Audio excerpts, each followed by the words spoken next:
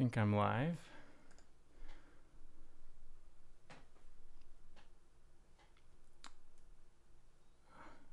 Hello if you're watching live, and hi if you're watching on the replay.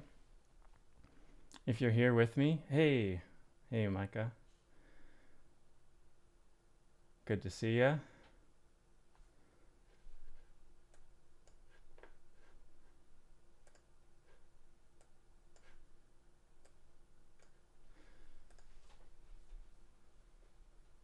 Let me know if the connection's okay.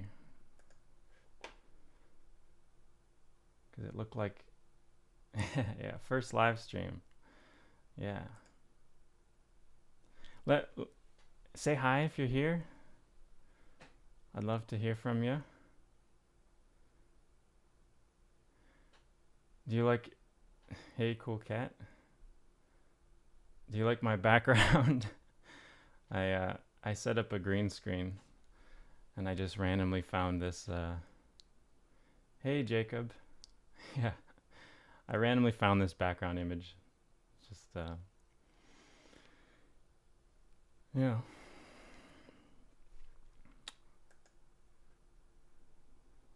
Let me know where you're from too, if you don't mind. I'm always curious where people are currently living or where you're from. Because I know I have viewers from all around the world, and that's really exciting. Charlotte, North Carolina. Oh no, getting hammered by the hurricane. Yeah, I saw it was in South Carolina, but I guess it's moved up. Hey, Master Renderer from the Netherlands. Wow. Awesome. Welcome. Well, I hope that, I hope the hurricane, you know, I wish everyone, you know, hope everyone's staying safe. That's scary. I know I have some students down in Florida, and I have a lot of friends all in that part of the country. Just stay safe, everybody. Oh, that's good.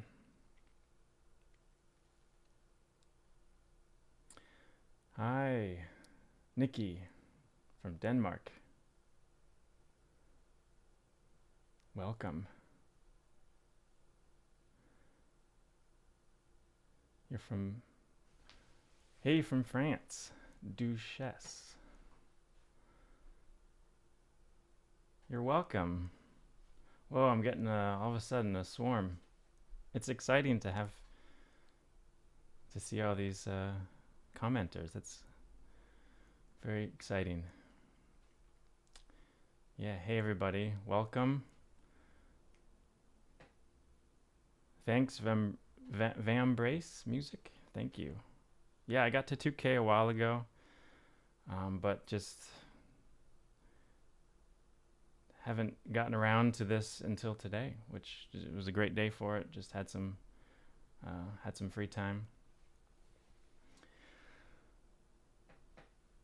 Well, I'm glad, Duchesse. I'm glad you're enjoying the channel.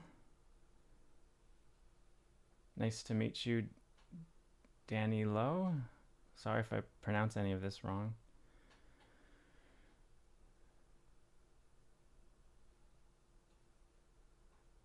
Did all of you get a chance to sign up for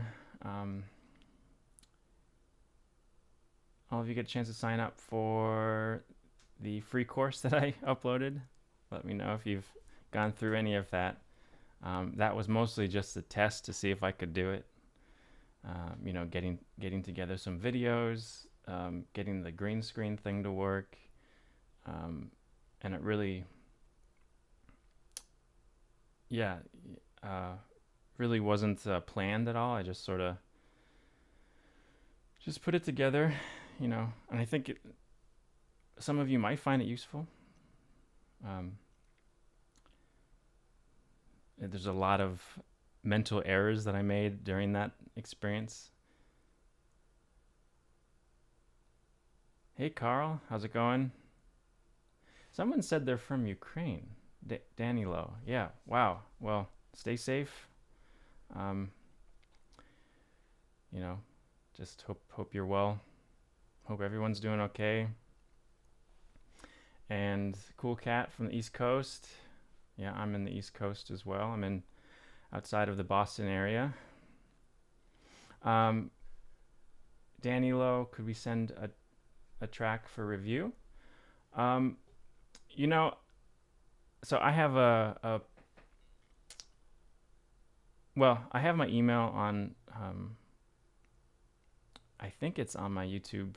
If you go to my about page, there might be an email. You're always welcome to send me something. Um, I don't have all that much free time, but you know, I'll check it out. Also, I do have a Patreon page, and anybody who's a patron, you know, I will check out your music and make sure to get back to you. But yeah, anyone in general, if you know, I understand that it's not always easy to sign up for, you know, like a monthly payment thing. So that's cool.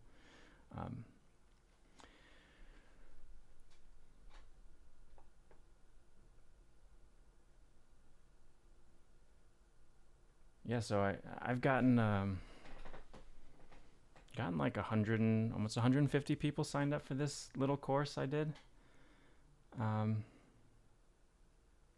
Yeah. Nikki, you're enjoying the course so far, looks.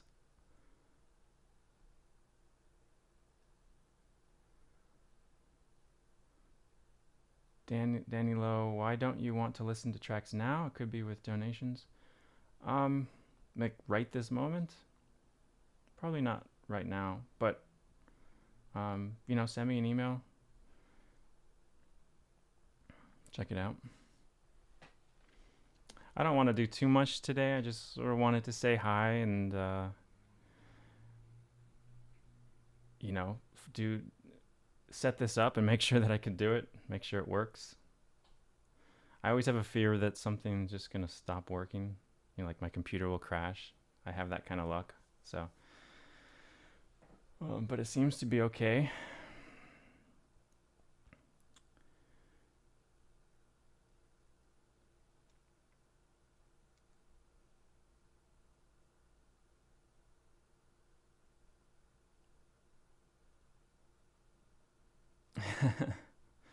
Yeah. It's a little nerve-wracking to do. Most of my videos, as you know, just you know, they take a few days, and I come up with an idea, maybe write some music for it, and then usually just make these sort of slides, almost like yeah, just images that I can put together and do a voiceover for. So it's, as someone who's an introvert like me, it's the easiest thing to do is to do a voiceover. But so this is a little bit more scary, I suppose, just to do this. But I'm, you know, more comfortable as I do it.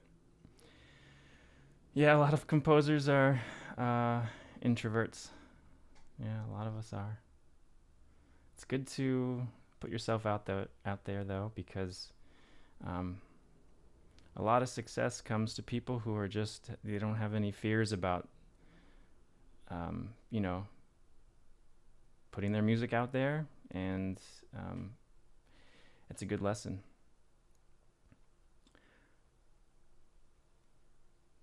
Okay, I'm missing some comments here. Any ideas for upcoming live streams? Yeah, so one of the cool ideas I really want to do, Carl and everyone, is I think it would be fun to do some live stream composing where you all in the comments help me compose a short piece. Even suggest, you know, keys to start, libraries to use. You know, that would be fun. I kind of like the, there's almost like a scariness in having to make quick decisions. but I enjoy I enjoy that, and I like to improvise. A lot of my composition process is improv based, as maybe many of you are the same. So I think that'd be fun. I might do that like next month if uh, if people are interested.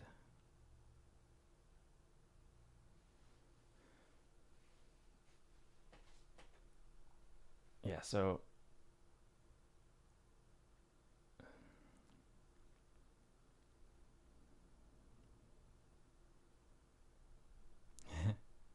Vam Vambrace, I'm curious about your workflow.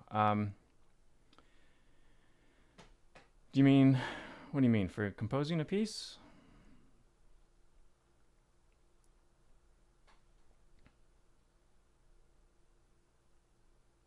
Because it changes all the time. Thanks, Micah. Thank you, everybody, for being here. And just thanks to my subscribers in general. I kind of started making videos over a year ago, just, I don't know, because, I don't know, I felt like I needed to do something a little different. I had been teaching at a university.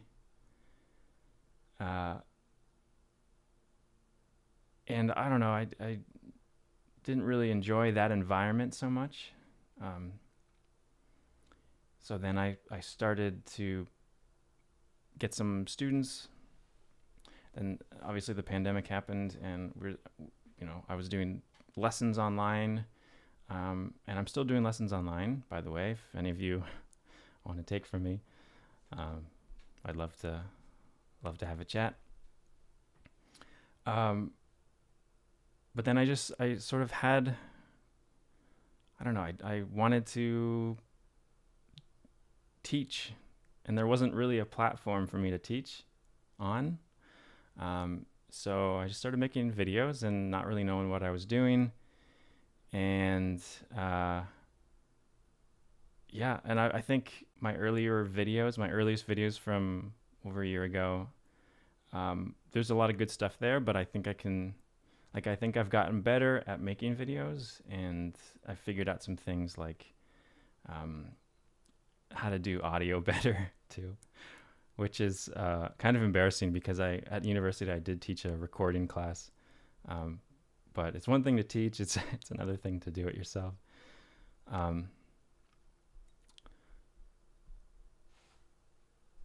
Thanks, Duchesse. Glad you're here. Thanks for watching my videos. I assume, okay, Vambrace, back to your question. I assume starting on piano, but how does it change? Oh, okay. So it changes depending on what I'm trying to write. So if you followed my videos or my channel, you know that I come from more of an academic background. So I did all my degrees, in sort of a conservatory style of education. And then I taught composition and orchestration at a university in the States. And so most of my output has been academic music, which maybe that doesn't mean much to you, but as opposed to popular music or film music. So most of it was just sort of modern, contemporary, classical, right? And if I'm still writing a piece for classical musicians, I probably approach the composition process much differently than, say, if I had, if I'm writing a piece for a YouTube video, which I'm trying to be a little bit more popular, like all the Hisaishi stuff, that's going to be a different approach than when I write like an art song for a soprano and piano at some academic thing, which I still do. And actually I've written opera music. I've written, part of an opera. I wrote a children's opera. I've written musical theater stuff. you name it, really. When I was in grad school, I did actually undergrad and grad school. I did film scoring, mostly for student stuff and a little bit of professional. But honestly, I didn't. May sound silly, but I didn't really enjoy it that much. I thought I would, but it was working with directors who were very frustrating to work with and didn't know a thing about music. And which, it's their call, obviously, what they want in their film or their documentary. But yeah, it didn't. Maybe I'm too much of a control freak. I don't know. So your question about how I compose, yeah, it's different.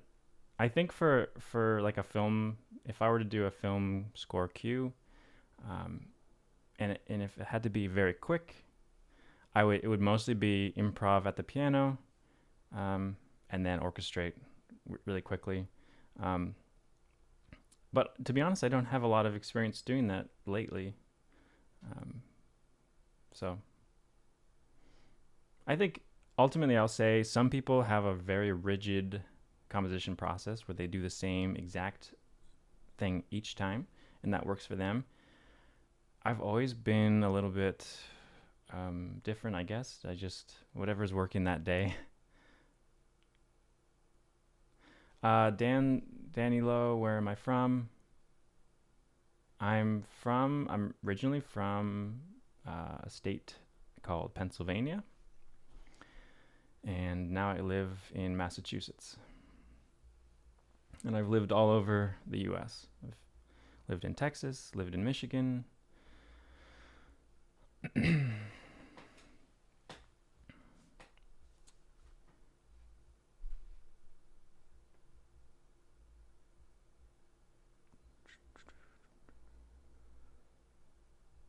Carl, thank you. Very kind.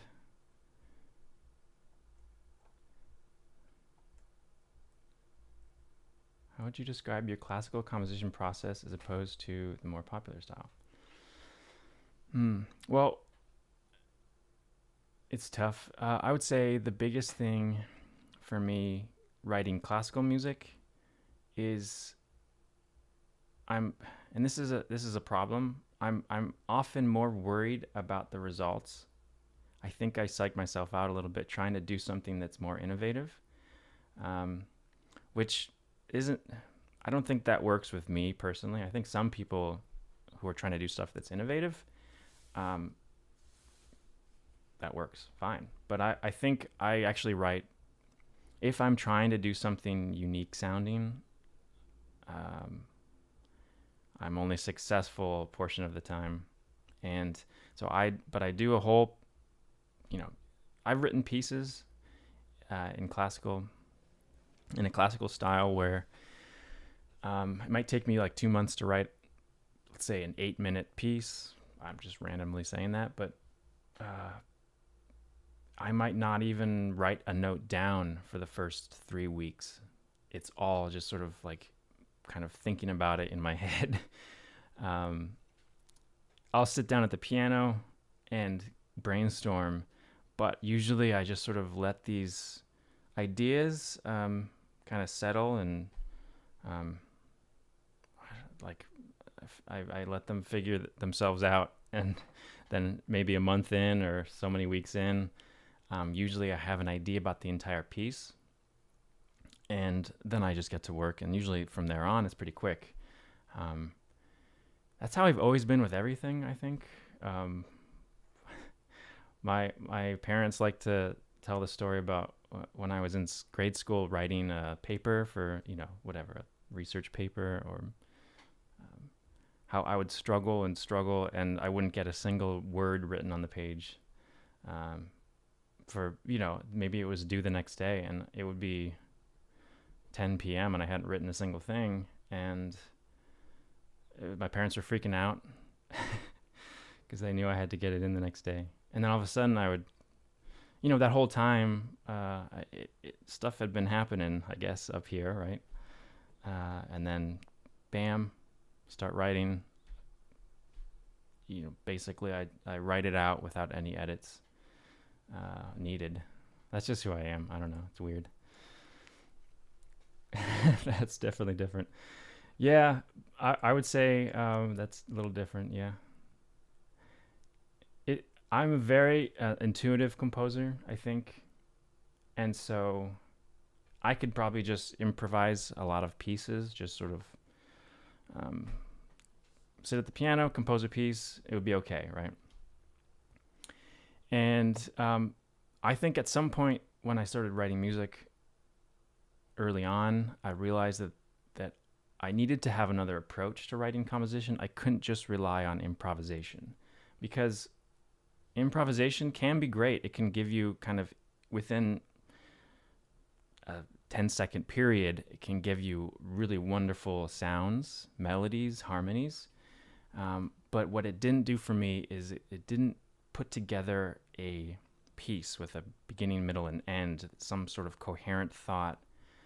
Because when I improvise, it's usually so in the moment, and I don't think about what I did 2 minutes ago. My memory just sort of wipes that from existence. That was the same, I think, when I started out playing jazz. I play saxophone. I still do a little bit, and I played in jazz bands. I would take solos and just kind of live in the moment. Yeah, Van Brace. I think, yeah, you're right. I was writing the whole time.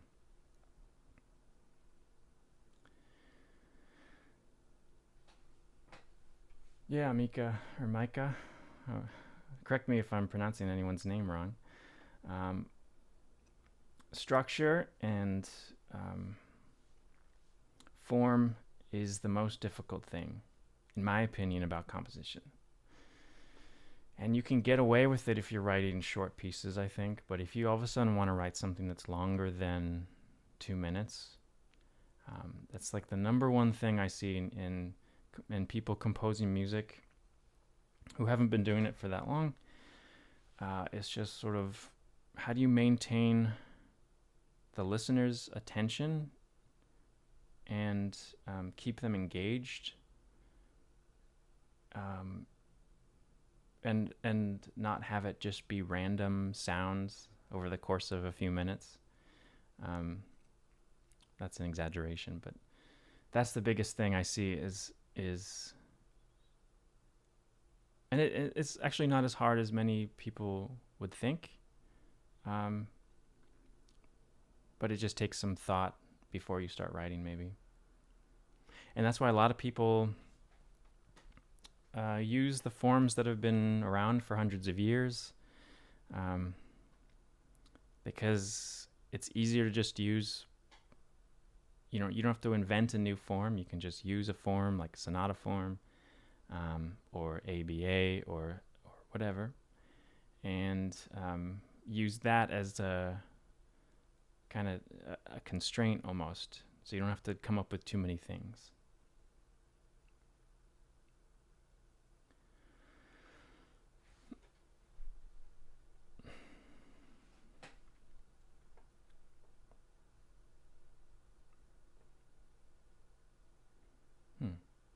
Yeah, so Mike, do you find that even within 2 minutes, your music needs sort of some sort of coherent structure? Because I have not written in the video game industry, so I know there's differences.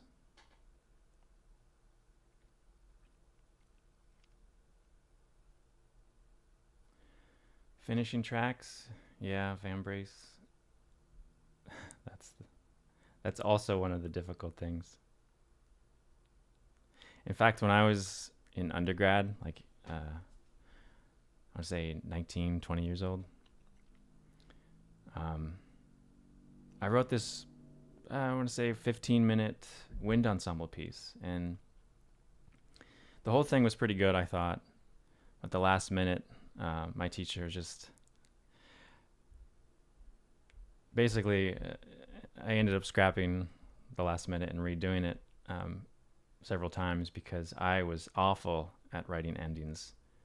Um, and the listener, you can often, so like someone who listens to music will pay attention most to the beginning and then the end, right?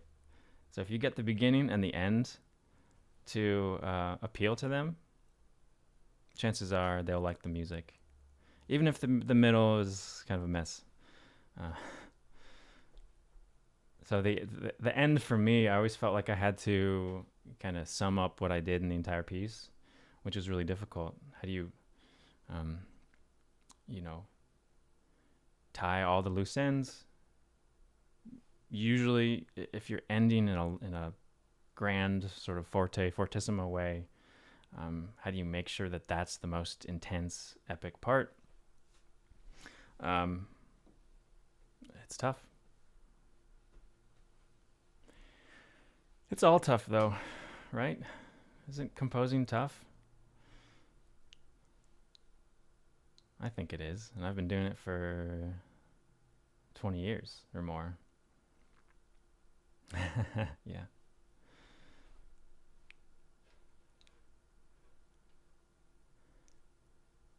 Someone said that finding your own voice is about trying out everything you come across in others' music and then keeping the stuff you like. The product of that becomes your voice. Do I agree? Hmm. Well, I've known finding your own voice. That's interesting. I think by definition, that's got to be true, right? If your own voice is just sort of the sum of everything that you've sort of internalized musically, and it becomes sort of a subconscious process.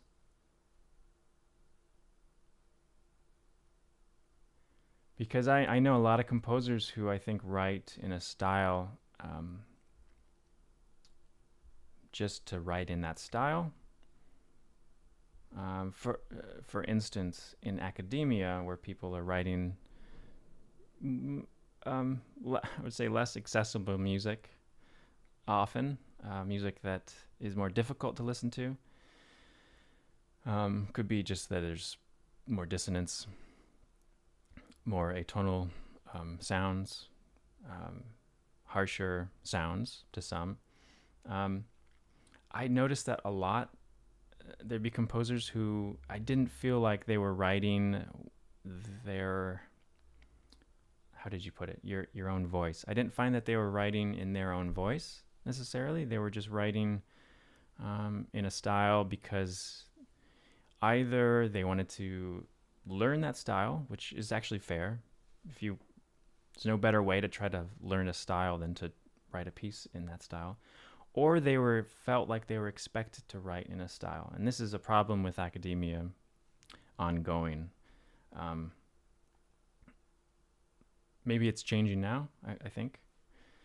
But the expectation that you have to sound a certain way, which, it's usually not very popular outside of academia.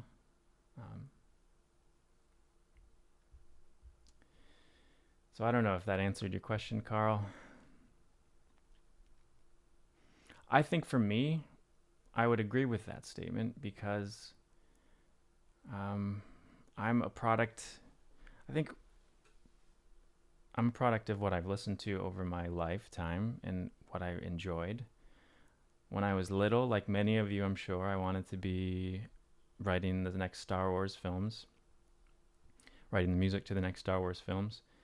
I love John Williams, and that was when I was like a little kid. And then I played jazz a lot, and that certainly influenced my music. Then I went to college, studied a lot of classical music, and grad school, and studied a lot of contemporary classical, which is a little different than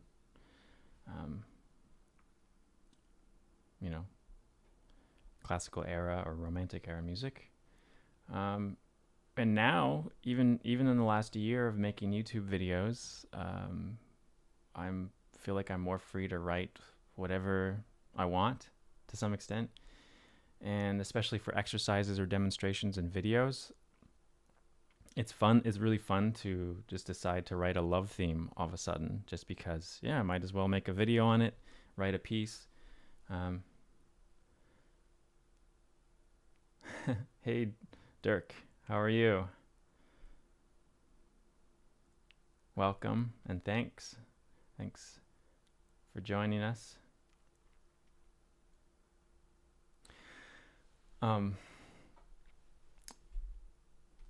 I wanted to I'm going to change my screen view, and all right, let me know if you can see my screen now.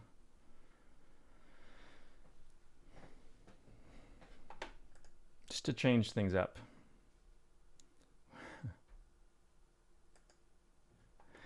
So I'll still answer questions, but I might as well also talk about what I've been doing the last few days.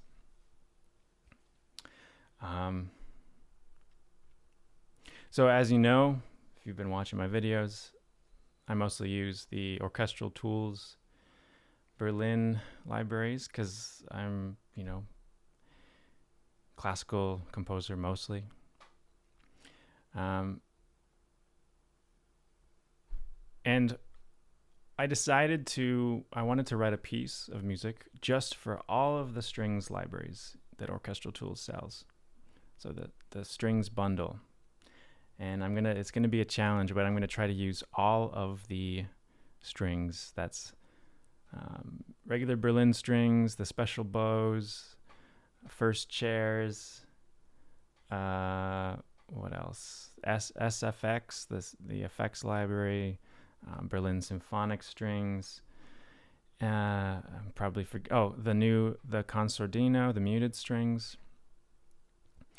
And so I thought, well, maybe I'll just make a new template in Cubase with all of those tracks and try to write a piece, and then probably make a video on it.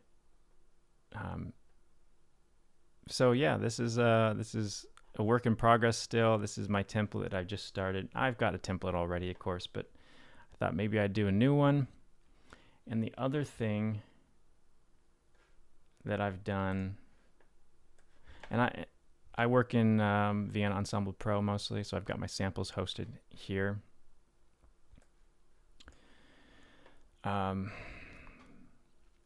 other thing I've done is I started from scratch in Vienna Ensemble Pro, and right now, this very moment, I don't have any processing, so no EQ, no reverb. I'm going to wait to do all of that until after I finish the piece, and because I'm going to try to do as little as possible. And in terms of microphones, I made my own mic merge in the Sign Player. The first time I've done it. And it's basically just the tree mic and the spot mic. So I'm cutting down the RAM usage in half, basically, by merging these. Alrighty. Kuang. Hi, Alex. I always admire your work. Can you give me your opinion on what we can study after counterpoint? Wow.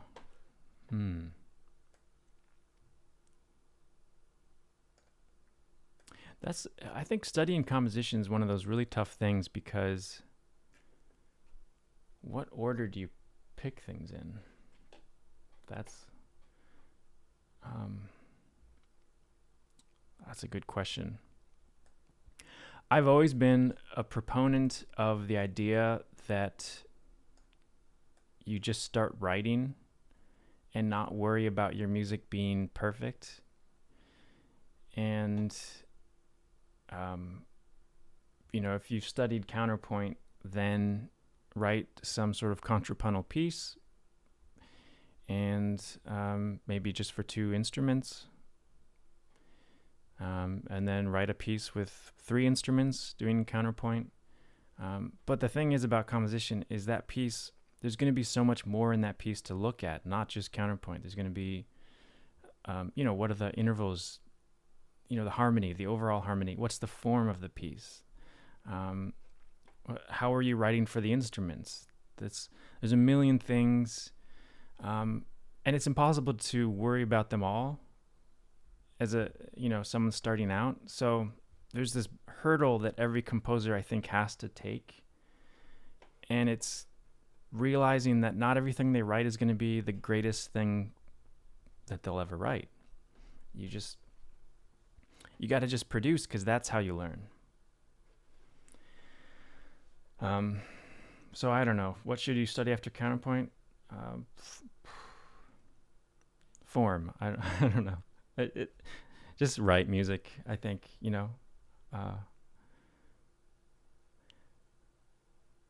Carl, template setup is so time consuming. Yeah. Sometimes I like doing it as like a distraction. I don't know.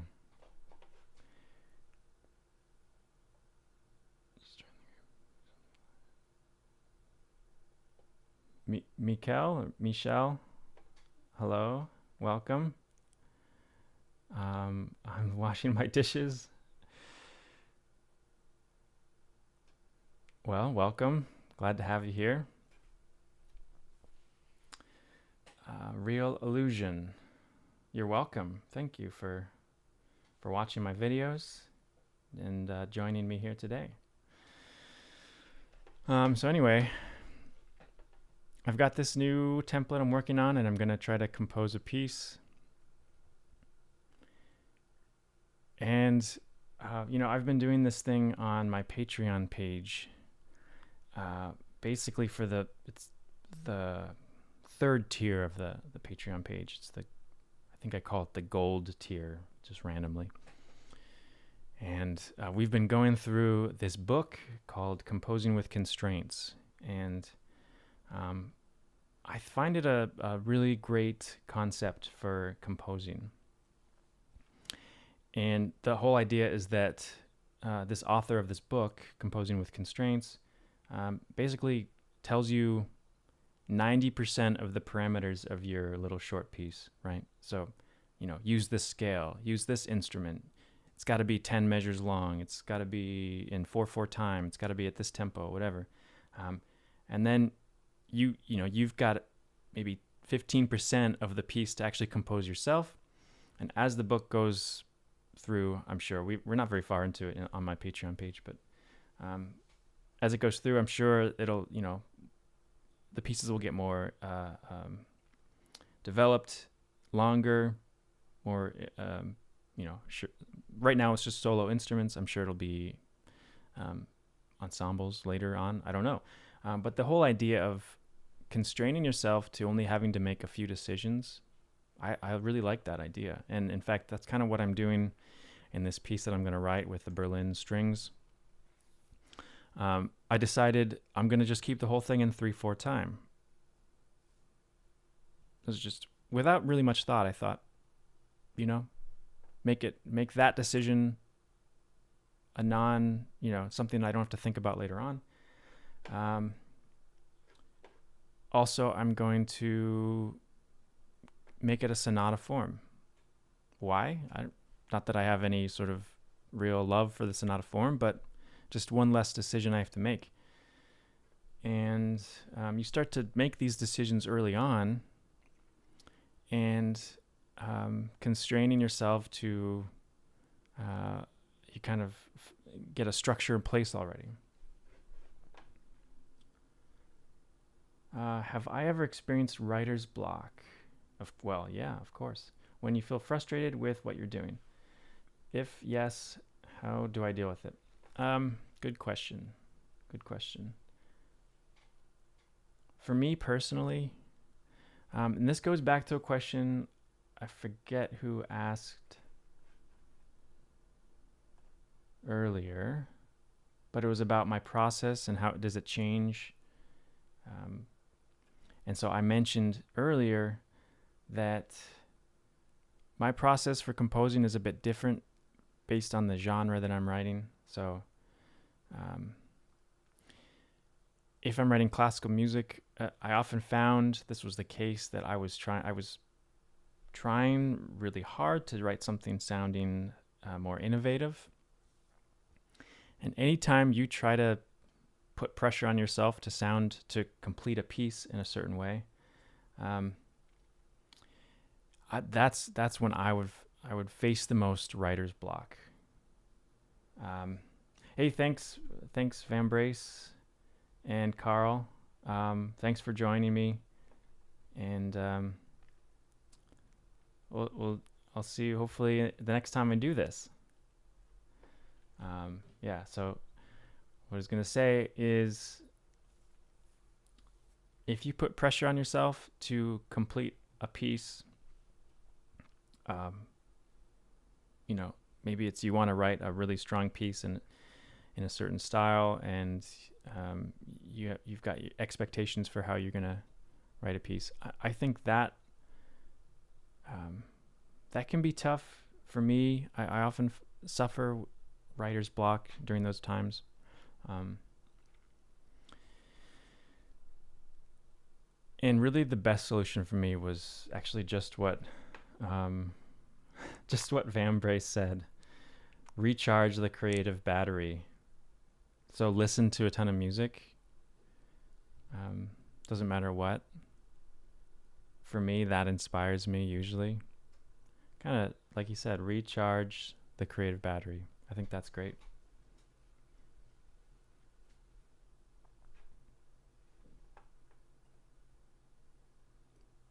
But everyone suffers writer's block.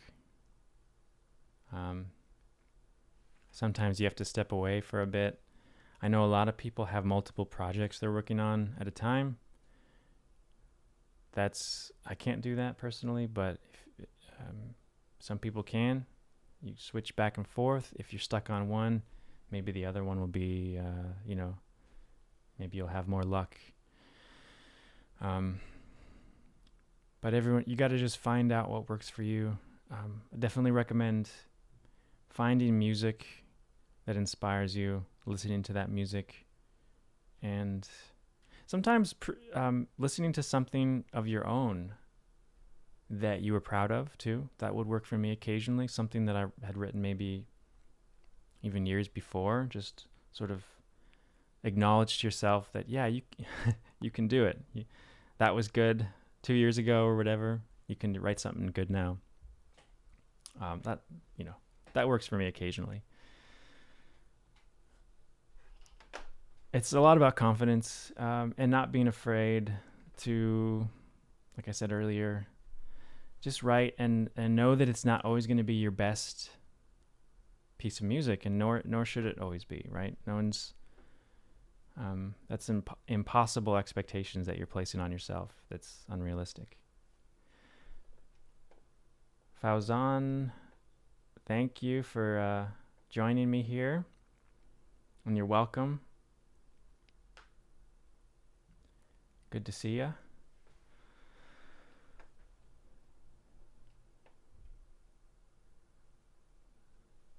Yeah, what's your question?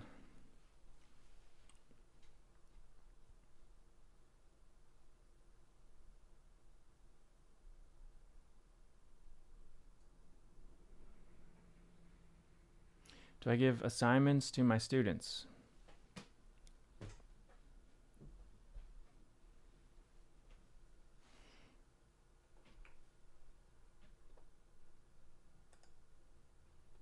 Did I just freeze up?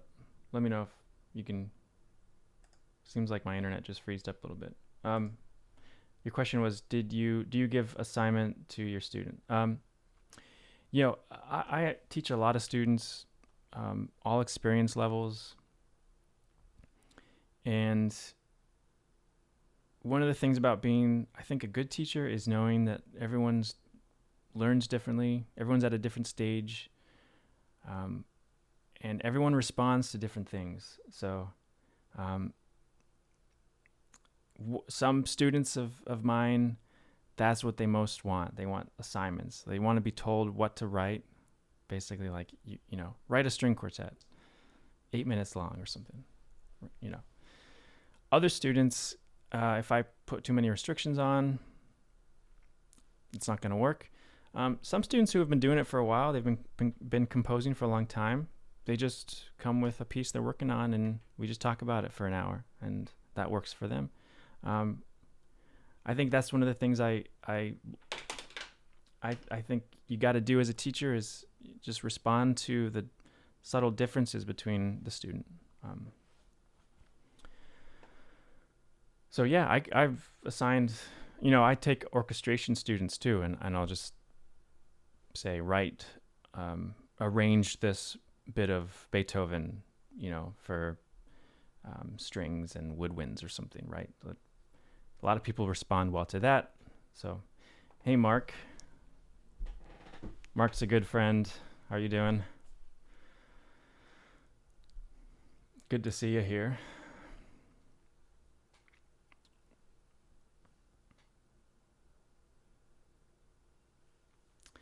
You're welcome, Fauzan. Glad you could make it. Yeah, it's good to see you, Mark. I'll probably stay on here for another, let's see. It's I'm on the East Coast in the United States. It's like 1:15-ish right now. Probably stay on for another 15 minutes and then call it. But if you weren't around earlier when I mentioned I am planning on doing more of these live streams, and an idea I had was to do sort of a compose with me sort of live stream where I let you guys commenting help compose something with me. I think that'd be a lot of fun. Choosing the keys that the music would be in, choosing the instruments, the libraries, all sorts of things. I would have a lot of fun doing that. And yeah.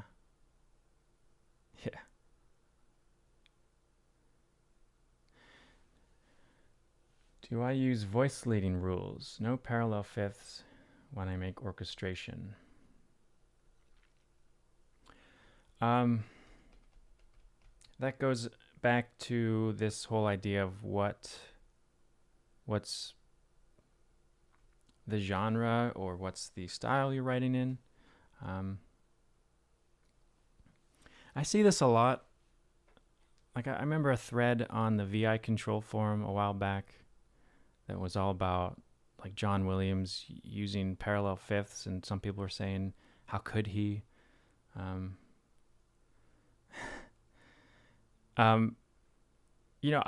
When I was in school, I listened to a lot of music, and most of it wasn't sort of early classical stuff, right? I didn't listen to a lot of music written before 1900, to be honest. And I listened to a lot of jazz too, and I would listen to John Coltrane and McCoy Tyner and hear these parallel fifths all over the place and think, ooh, that sounds great. I don't know what's all the fuss about. But that you just got to know, it's almost like when you compose a piece, there are rules that either are established or you can establish yourself for what constitutes consonance or dissonance or just voice leading rules, all that. You might be able to define them yourself if you're sort of working in a hybrid genre, or if you're writing a piece that you're trying to sound exactly like Bach, then yeah, probably avoid parallel fifths. But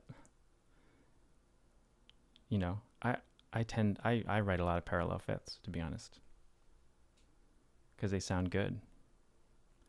But understand why that rule is in place. That's the biggest part of it. So in voice leading, and many of you already know this, in voice leading, like I took a course, I think it was 16th century counterpoint. I forget which century. Yeah, it would have been 16th century because they talked about Gesualdo, who was one of my favorite composers. And it was all about, I mean, this was true for all counterpoint. The reason those rules exist, like no parallel fifths, is because as soon as if you have two independent voices, let's say singers, because often it was singers. If you have two independent voices, and they move around contrapuntally, maybe using contrary motion, a combination of different motions, intervals of sixths, thirds, all that. You can pretty much, and especially if they're rhythmically sort of not aligned all the time, you can hear those as two separate voices, two independent parts of the texture that maintain they maintain their independence throughout.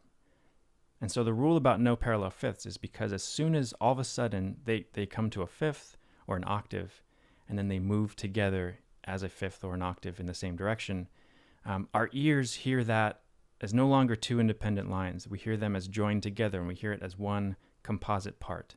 So all of a sudden, we go from having two voices, two independent lines, to just one. And that's the whole reason why you're not supposed to do that according to those rules, is because that whole composition philosophy during that time was all about maintaining the integrity, the independence of lines. So you have to ask yourself, is that, writing a piece, is it important to do that? That depends on what you're writing. I orchestrate with a lot of parallel fifths in the low sort of cello, bass, viola range. And I'm obviously they're behaving as one part, one composite part. They're not supposed to be independent down there. So I don't know if that answers your question, but it's a good question, though. It's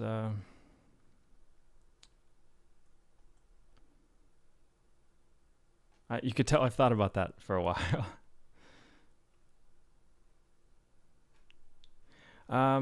Would I also do live orchestration sometime? Yeah, sure. Yeah, why not?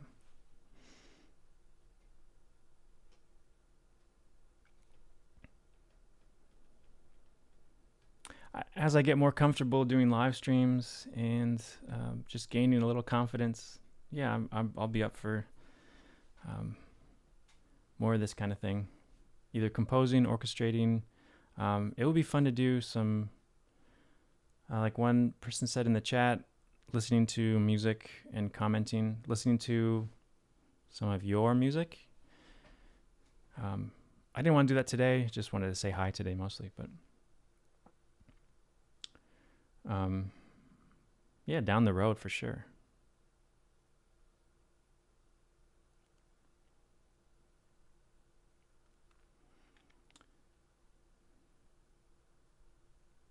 Yeah, lots of options.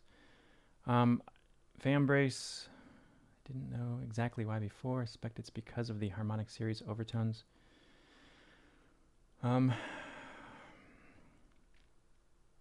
mean why? Maybe I don't understand your question. Why we're not supposed to do the parallel fifths? At the end of the day, the harmonic series and overtones do play a lot into how we hear music. So why do we hear parallel thirds as more independent of two voices than we do parallel fifths? And you're absolutely right. Fifths are more, there's part of the harmonic series, like the first non-octave interval is a fifth. So I'd say you're absolutely right there.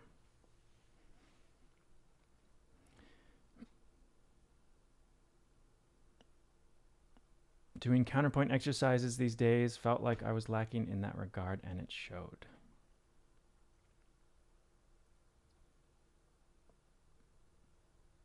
Counterpoint's tough. I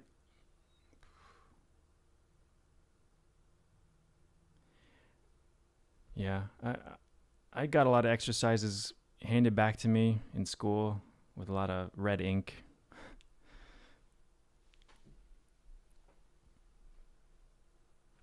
sometimes what you think is good, the teacher doesn't. I don't know.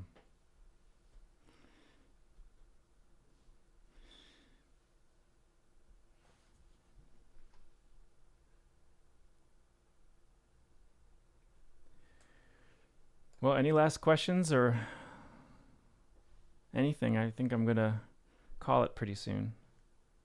But it's been fun. Glad you all could make it and stop by and say hi. And like I said, I'm going to do this again very soon, I think. Now that I got my green screen in order. Basically, I just didn't want to show. I share this study, this office. I didn't really want to, show the background. So got the green screen working, figuring out the lighting. I'm going to get a better camera at some point. Well, thank you all.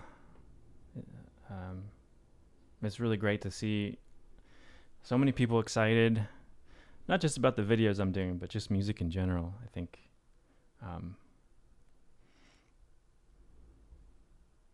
I hope the videos I'm producing, I know they can be really dense, but I hope I think there's a lot of good stuff in there occasionally.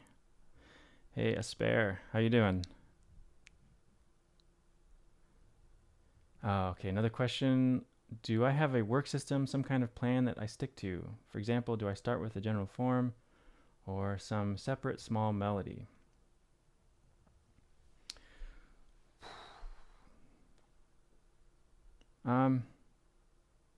Yeah, I sort of talked about this earlier. I don't really stick to a plan.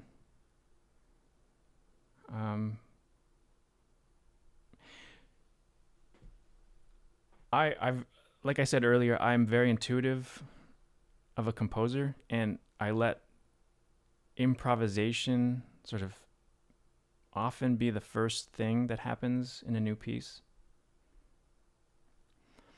So I might just sit down at the piano with an idea that I want to write something and just generate material. Could be a melody, could be harmony, could be a motive, could be rhythmic thing. And how that process then plays out just depends. I don't really stick to one idea. But as I was saying earlier in the feed, it really depends on the piece I'm writing for. So if I'm writing something for a YouTube video where I'm trying to demonstrate a process, then it is very much process based. Because if I'm trying to teach a process, then I have to also use that process to compose it, right? Got to prove that it works. But if it's something that I'm writing, let's say more classical or academic based, that's when I'm, just following my instincts, and I usually have to develop a process for each piece that I'm writing because it's a lot trickier. All right. So the last question before I hang up today, what is the reason I started to teach on YouTube? I talked about this earlier a little bit, but yeah, it's a good question. So I was teaching at a university, and that ended, and the pandemic hit, and like so many of us, we're just figuring out what do we want to do. And I felt like I had a lot to share, but no one to really share with, if that makes sense. So I felt like I wanted to, while it's still fresh in my mind, this was my thought process at the time, I wanted to get that out there. And so I thought, well, I could just make some videos, if more for me than anyone else, I think. And then it's been kind of a slow journey up until this point, over a year now, of getting an audience, which is awesome. and I hope to have that grow. And that's all thanks to you guys, and everybody watching and supporting me. And so yeah, I feel like I just like to teach music, and yeah, so if not at a university, then maybe here online, and I can reach a much bigger audience that way too, actually. The one thing I will say, not to take anything away from university students, but because I've had a lot of good university students, but there's a sense to me that people that age, it's an expectation that they go to college, and they go to their classes, they do what they're told almost. Not everybody, but it's just a feeling. Whereas you start teaching online, and the people who have so much passion, maybe they come from a country that you couldn't even go to college, and just you happen to stumble upon my video, and that I'm so happy that I can reach you, and that there's more. Again, not to take anything away from university students, because I've had a lot of great ones. I was one too, obviously. But there's a sort of a passion that I see from people around the world and from people all ages, that is just awesome. I'm so thankful for you and for my students now. All around the world, I've got students. And yeah, so thank you. Thank you all. Well, I think I'm going to call it now. I said I would go about an hour. And thank you all for joining me here. Like I said, I'm going to do this again soon. And hope everyone's staying safe. Thank you. You're welcome, Mark. And you're welcome, Asper. Yeah, more things to come, more cool things like this. And, I've also started that course, and there's going to be more courses coming soon. And keep it, I will keep the price, I think, sort of more accessible for a lot of these courses, which I hope. I cannot find the register for the course. I cannot find the button. Huh. If anyone has got issues finding the link to the course page, just send me a message. I can help you out.